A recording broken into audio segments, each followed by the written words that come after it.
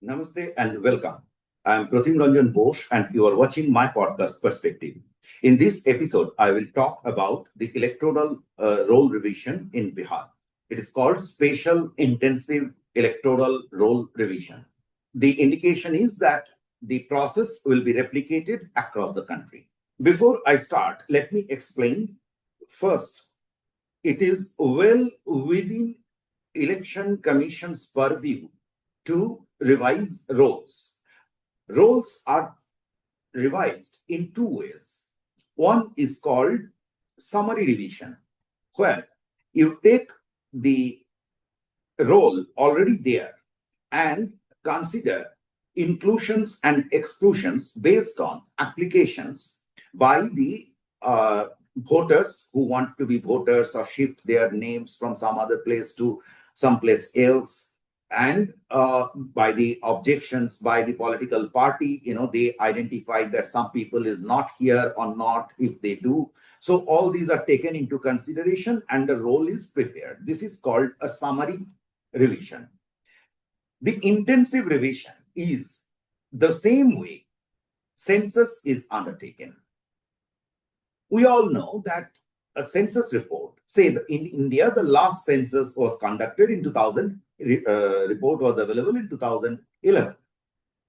Then we had COVID, so that could not take place. We have just initiated the process for the next census.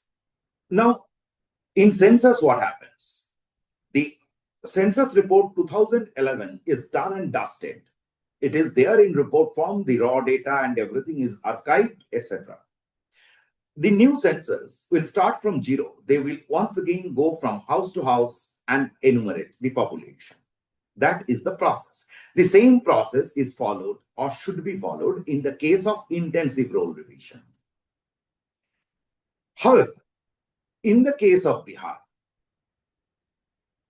the last intensive revision that was available, made public, that took place in 2002 and made public in 2003 January. So that is taken as the cutoff date. Those who were voters in that roll and their children will automatically be voters. The rest have to prove their identity. Same, door to door. So this is a very valid process, very legal process, and this must happen. There are a couple of reasons behind it. Why it should. First of all, very recently we have seen two controversies, or let's say one controversy that actually came to light is with regard to duplication of epics. What is epic? Epic is a voter card. It has a number. Unfortunately, it was created in the days when there was no computer. So it is not an unique number. Every state, every area has been given a series and the numbers are there. Now the law allowed someone, suppose I'm a voter of Calcutta, now I'm going to Delhi. So my name will be included in the electoral roll of Delhi. And ideally, it should be excluded as well from the electoral roll of Kolkata. Now, two things happen. One, because the two processes of inclusion and exclusion are different, very cumbersomely created. So there are many cases where people inadvertently, suppose I have worked in 4 locations and I became voter of that place. And there is a high chance, and I have seen such people whose name are in electoral rolls in different locations. Then there is a serious problem. For last 20 years, India has been spending huge amount of money on social sector and social development. It is basically, let's first, it started with things like midday meal uh, and job guarantee scheme, where 100 days of work is guaranteed, etc. And then it went to an extreme. We have seen the Narendra Modi government has ensured uh, there is medical insurance, 5 lakhs medical insurance for 80 crore people. 80 crore people out of 140 crore, 80 plus crore people. So they get free food grains. Then the house for the poor. So there is PMAY scheme, Prime Minister Awas Yojana. So where you get, you can put up a one-room house. So everyone should have a shelter. Everything is. Then there are doles straight away. All states, all political parties, BJP, Trinamool, Congress, AAP, everyone is in competition for this. Someone is giving free electricity, someone is giving cash in the name, someone is saying, I'm giving this cash to farmers, someone is saying that, almost every state has some scheme or the other where you enroll into college and mostly in the name of women development. So they give some cash in the pocket, and these are good sums. So people are offered huge amount of cash, and this is primarily to attract votes. Prime Minister tried to address this issue. He spoke against this practice, but he did not succeed. In fact, his party itself has adopted these tactics. If we look at Uttar Pradesh, same tactics. Well, there is some difference in degree. Some states are going, some poor states, when a rich state gives some cash to voters, it makes some sense at least that it is rich and it is giving. But when a poor state does that, it is happening at the cost of its productivity, production, investments, etc., into infrastructure and many other things. But leave that aside. Now, essentially, what has happened is that, so there is huge in-country migration. Now, Bengal, Bihar, Jharkhand, Rajasthan, these are major source of cheap labor. So the house helps you see in Delhi, a majority of them are from these states, primarily from West Bengal and Bihar, Jharkhand. Same with construction workers. Now, due to the local politics, where they are offered goodies if is a voter, so everyone is going for the vote. So there is a competition and an ecosystem to make you a voter. So inclusion of name is very normal. But the exclusion is not happening at the other end, because the family there is getting benefits in the name of this person. Now, I know many live cases. So the house help of my friend in Delhi is from West Bengal. She is voter of both the places. She got a house in Delhi, and her family also got a house in West Bengal. How do we know that she is voter of either place? Because every time when the election happens, so all states elections are not happening unanimously.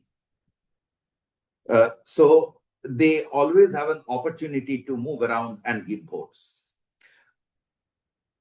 There is a third situation, or second situation is with that we have come to know, as I started saying about EPIC card, which is not an unique number. So we have seen a huge duplication of EPIC numbers. So I'm allowed to carry the same EPIC card. If I suppose I'm becoming a voter of Delhi, I can carry the same EPIC card. Only the name in the voter list will be in Delhi. When they will bring out at the booth, when they will bring out the list, they will check your name. Yes, this is you, and this is your photo ID, and done. They will note down the EPIC number. But recently, there was only one or two districts in West Bengal, some 25,000 fake EPICs, duplicate EPICs were found. So suppose some series from Rajasthan has been duplicated in West Bengal. Okay.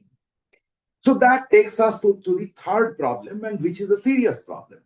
That is about illegal immigration. Illegal immigration is a fact of life in India. All governments, when they are in government, they spoke about it, and at least in the center. In 2010, when Congress was in power in center in Delhi, so Plan Commission brought out a white paper. It estimated 2 crore illegal immigrants in India, and it takes no brainer that majority of them will be from Bangladesh, which is extremely populated, and there is always an economic migration and other sort of migration taking place. So recently, after the Operation Sindoor, or during the Operation Sindoor, when there was a huge campaign to find out illegal immigrants in places like Gujarat, Delhi, and etc., we have seen people are being, a whole lot of Bangladeshis are arrested, and they were pushed into Bangladesh. They entered illegally. We have informally handed them over. But that also brought out something very interesting, is that most of a good percentage of them were carrying IDs which were manufactured in West Bengal. It's natural because they enter through West Bengal and go to some other place. And now the problem is, from the election side, that these people might be voters of West Bengal as well, if they are not voters of Rajasthan and Gujarat and Delhi. And they are coming and giving votes. This is kind of a cartel. So there is a serious illegitimate interest to make voters, and that is that may fluff up the voter list. Now, why the voter list can be fluffed up, or there is a question about the voter list? Simple. Let's take West Bengal.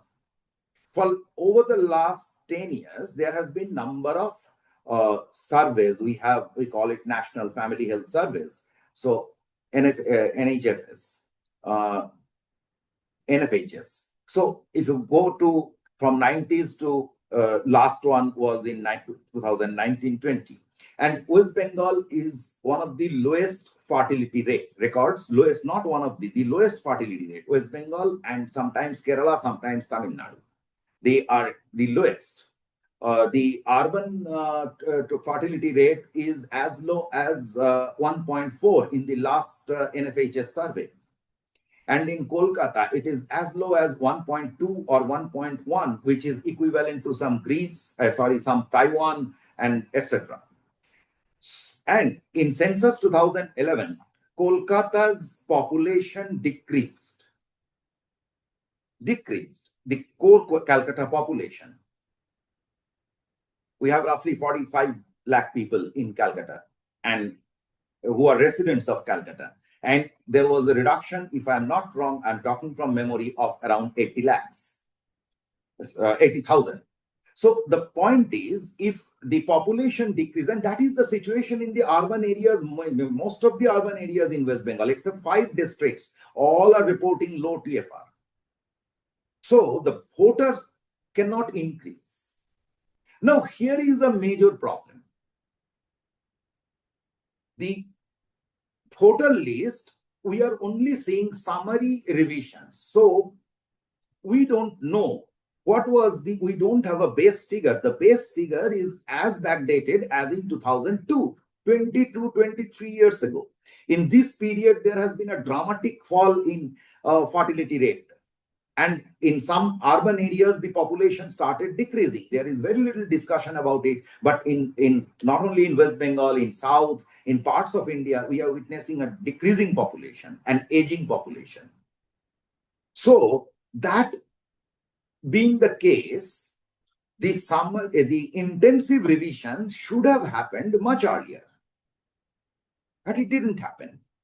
And that is very surprising. And Election Commission must have a lot of answering to do. Why? Because I spoke to a number of bureaucrats, very senior bureaucrats, who were either chief secretary in states or principal secretary in center kind of people.